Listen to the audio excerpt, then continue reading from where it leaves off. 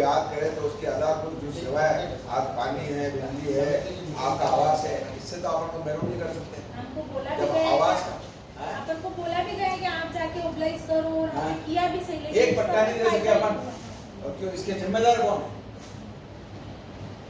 उदयपुर 20 जून 2024 गंदी बस्ती कच्ची बस्ती सुधार समिति बैठक दोपहर 3 बजे देवेंद्र साहू की अध्यक्षता एवं मुख्य अतिथि उपमहापौर पारस सिघावी की उपस्थिति में आयोजित की गई।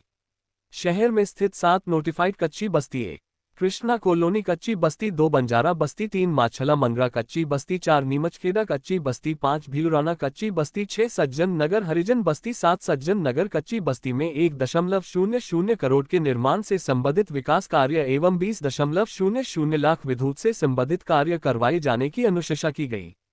बैठक में सदस्य महेंद्र भगोरा, चंद्र प्रकाश सुहालका, धीरजोड़, अरुण टोक, श्रीमती संतोष मेनारिया, श्रीमती विधा भावसार, अधिकारी श्रीमती शशिबाला, प्रवीण बंसल, राजकुमार मावलिया एवं गौरव सनाध्य उपस्थित हुए। बैठक में मुख्य रूप से कच्ची बस्ती में पट्टे जारी नहीं होने से रोष प्रकट किया गया। बैठक समाप्ति के उपरांत अध्यक्ष एवं सभी समिति सदस्य द्वारा आयुक्त महोदय से भेंट कर कच्ची बस्ती के पट्टे राज्य सरकार के नए आदेश प्राप्त होने के उपरांत पट्टे शीघ्र जारी करने हेतु निवेदन किया गया। आज कच्ची बस्ती समिति की बैठक देवेंद्र जी साहू हमारे उनकी अध्यक्षता में बैठक संपन्न हुई। सभी सदस्य उपस्थित थे और सर्वसम्मति से जो करीबन 93 लाख रुपए के निर्माण के कार्य बजट के अंदर स्वीकृत है उसको आज स्वीकृति प्रदान की गई। 7 कच्ची बस्तियां हैं, उसके अंदर अलग अलग भागों में वार्ड सह निर्माण के कार्यों की स्वीकृति देवेंद्र जी साहू की अध्यक्षता में स्वीकृत की गई। और विशेष रूप से आज जो चर्चा का विषय ये रहा कि राज्य सरकार ने जो कच्ची बस्तियों के अंदर पट्टों देने का निर्णय किया है उसको नगर निगम क्यों प्रारंभ नहीं कर रहा है। इस निमित्त आज सर्वसम्मति से ये पारित किया गया, जो गरीब व्यक्ति है, जो कच्ची बस्ती में रहता है, वो भी अपना अधिकार समझकर अपने आप को यह ठगा महसूस करता है कि मैं गरीब व्यक्ति पट्टा लेने का अधिकारी नहीं रखता क्या, जबकि सरकार यह निश्चित रूप से कहती है कि वह भी पट्टा लेकर अपने लोन लेकर निर्माण कराकर वहाँ पर रह सकता है। हमारा यही उद्देश्य है। इस निमित्त आज यहाँ पर समिति की बैठक हुई, सर्वसम्मति से ये दोनों ही प्रस्ताव पास हुए। देवेंद्र साहू अध्यक्ष कच्ची बस्ती सुधार समिति, इस वर्ष की बजट में जो हमारे कच्ची बस्ती को जो मद मिला है, विविध निर्माण के 50 लाख, सड़क नाली रख रखाव के 20 लाख और नई सड़क के 30 लाख, इस तरीके से लगभग 1 करोड़ रुपए का बजट पारित हुआ। उस बजट की हमने तीनों ही मद की अलग अलग ARC करा के और 7 हमारी नोटिफाइड बस्तियां बची है।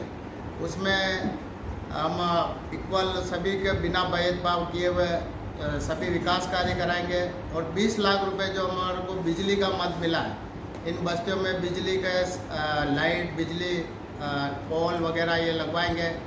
और आज विशेष मुद्दा पट्टों का रहा।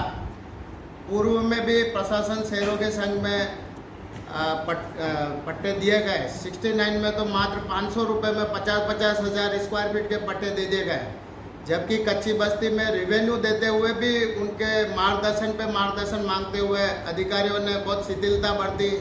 इस बारे में इस समिति में रोष प्रकट किया गया और अब भी हमने एक प्रस्ताव पारित किया कि जल्दी से जल्दी प्रशासन शहरों के संघ को आगे बढ़ाते हुए कच्ची बस्ती में सबसे पहले प्रायोरिटी देते हुए पट्टे जारी किए जाए, जबकि यहाँ पे 50,000 से 1.5 लाख रुपए तक की रिवेन्यू आ रही है।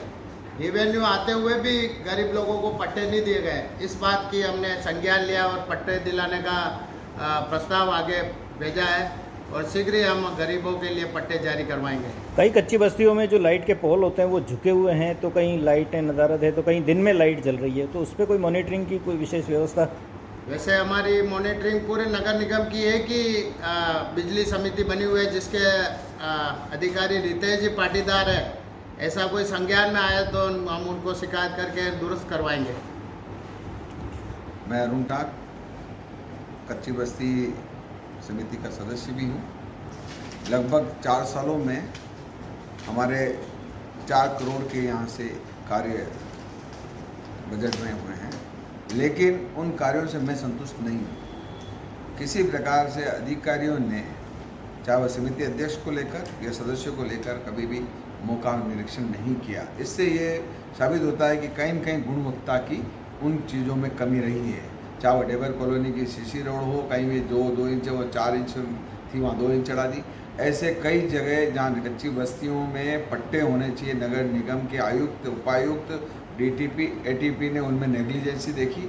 और जो जन कल्याणकारी योजना के तहत पट्टों के अधिकार में पहली बार ऐसी योजना अशोक गहलोत सरकार ने जो बनाई, उसका लाभ मात्र बड़े लोगों ने और उन लोगों ने दिया जो पहले से मालदार थे, रसूखदार थे। लेकिन जो कच्ची बस्ती की दिहाड़ी वाला मजदूर हो, चाहे नित्य कार्य करके पाने वाला व्यक्ति हो, जिसके आवास की एक बेचारे ने जो 3 पीढ़ी जहाँ गुजार दी हो, उसके बायोलॉज को भी वो एक तरफ रखते हुए उसे सिर्फ मार्गदर्शन के नाम पे समय निकाला, क्योंकि उसमें किसी तरह का उनको कोई लाभ शायद नहीं मिलता हो, ये मेरे विचार हैं। और अगर या उनका कोई अच्छा मॉनिटरिंग करने वाले व्यक्ति होते तो शायद, लेकिन उनकी 4 जोड़ी चप्पल घिस गए। लेकिन ऐसे व्यक्ति जो शहर के 31 डे नोटिफाइड और नोटिफाइड जो 9 बस्तियाँ हैं, उनमें आप अगर पट्टों का रेशो देखें तो वो पट्टों का रेशो देख कर एक यूँ लगेगा कि जन कल्याणकारी योजना का जो हिस्सा इन कच्ची बस्तियों को मिलना चाहिए वो मात्र 5% के अंदर रह गया है। तो आपकी पीड़ा को देखते हुए जो आज बैठक हुई है